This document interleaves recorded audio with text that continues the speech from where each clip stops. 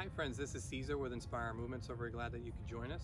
Today we're continuing with our segments entitled Word of the Day. The word of the day today is going to be forgiveness, a very powerful word and one that we can certainly all relate to. So with forgiveness, it's the act of forgiving someone, right?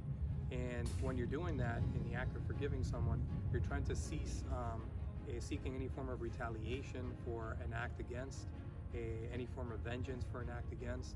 You're essentially trying to let go, right, of something that's been done to you, some sort of wrongful act. As I reflect on the word forgiveness, I can tell you I've experienced two sides to the word forgiveness. One of them, obviously, being wronged in some sort of way and having to cope with that.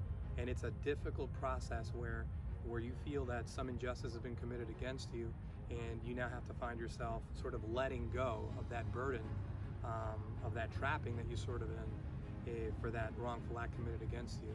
It's a difficult process. It takes a lot of time, a lot of effort and determination to make it through. And I've had to deal with that in the past, and it's definitely not easy, but it's absolutely necessary. Another type of forgiveness, which to me sometimes has been even harder to cope with, has been forgiving myself for things that I've done to others. A lot of times, the people that you wind up hurting the most, unfortunately, are the ones that you love the most. And whether that be your children, your wife, your significant other, maybe even your parents, those things are harder to deal with, and they can lead to things like depression, anxiety, stress, some sort of self-loathing. And I can tell you, having some sort of self-compassion is something that we all need to exercise when we're going through that situation, because we have to exercise some sort of self-love in order to get over something that we've done to somebody else. Obviously, you have to seek that person out or those people that you've wronged and ask for forgiveness. I think that's also a necessary process. But at the same time, a lot of that inner working with yourself is sometimes the most challenging. And when you don't deal with that, I can tell you from experience, it deals into situations of low self-esteem. You can think of yourself as lesser than because somehow you wrong people, and you ask yourself why, and all sorts of different things that you have to internally process as you go through that. I can tell you though that without it, it's very difficult to truly move forward into the things that you want to do. Whether it be forgiving yourself again for something that you've done to someone, or possibly something that's been done against you. And I know it's difficult.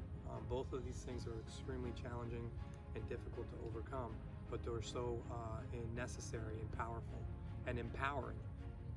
So with forgiveness, again, it's something that I think we all need to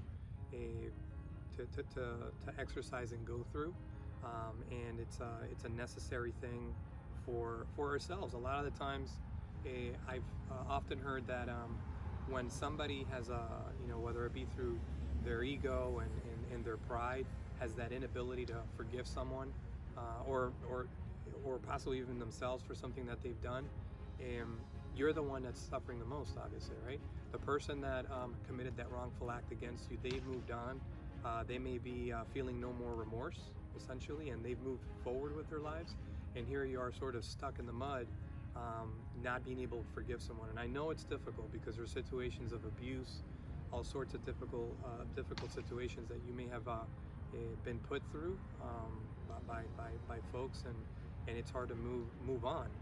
But it's necessary for us to find it, and there's going to be so many psychological benefits, again, to ourselves if we find ourselves overcoming that anxiety, that depression, that stress that comes with letting go of those burdens that can entrap us. So I hope that these reflections are of value to whoever's out there listening.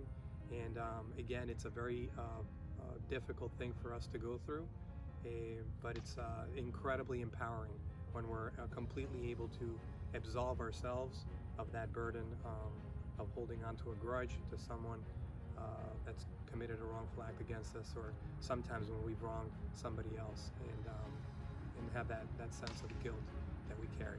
So hopefully you find some sort of validity to some of the reflections that I'm sharing with you today.